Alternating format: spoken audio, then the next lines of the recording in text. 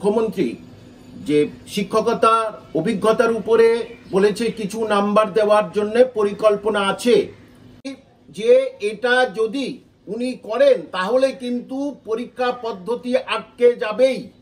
এবং আপনি শুধু 22,752 জন ছেলেমেয়ের ভবিষ্যৎ নষ্ট করেননি, আপনি নষ্ট করেছেন 22,53,000 যে এসএলএসটি 2016 সালের সমস্ত পরীক্ষার্থীদের।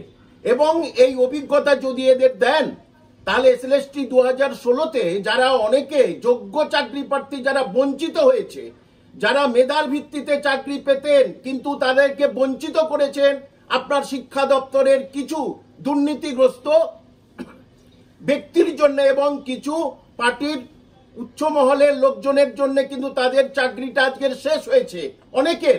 তারা অনেকে চাকরি পেতেন, তাহলে তারা কেন মার্কস পাবে না? তারা কোর্টে গিয়ে তো বলবে আমাদের মার্কস দিতেই, আমাদের এতদিন আমরা যদি পরীক্ষা দিতাম তাহলে আমরাও চাকরি পেতাম, সঠিকভাবে পরীক্ষা হলে আমরা চাকরি পেতাম, তাহলে আমাদের এটা বঞ্চিত করছে কেন?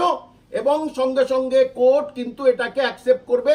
এখানে অনেক কিছু আছে, দেখুন যা বলেছে তার মধ্যে 31শে ডিসেম্বরের মধ্যে কোনো কিছুতেই সম্ভব নয় নিয়োগ প্রক্রিয়া সম্পন্ন করা। কারণ ইন্টারভিউ যদি হয় তাহলে কিন্তু নিয়োগ প্রক্রিয়া কিছুতেই 31শে ডিসেম্বরের মধ্যে সম্ভব হবে না। কারণ ইন্টারভিউয়ের জন্য মাস 2 সময় লাগবে এবং কাউন্সিলের জন্য 1.5 মাস অন্তত পক্ষে সময় লাগবে। তাতে দেখা যাচ্ছে 31শে ডিসেম্বরের মধ্যে কিন্তু অসম্ভব ব্যাপার। আরেকটা গোপন তথ্য লুকিয়ে রেখেছেন যে দেখুন, শূন্যপদ ছিল 25,752, হঠাৎ সেটা চলে আসলো 24,203। তাহলে এই 1,000 শূন্যপদ কোথায় গেল?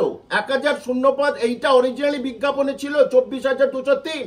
কোথা থেকে 25,752 এই এক্সট্রা ছেলে মেয়েদের ঘুর পথে ঢুকিয়ে দেওয়া হয়েছিল? এর উপরে কিন্তু আরো বিপদে পড়তে চলেছেন মাননীয় মুখ্যমন্ত্রী। যদিও নতুনরা পরীক্ষা দেবেন তাদের ক্ষেত্রে কোনো অসুবিধা হওয়ার কথা নয়।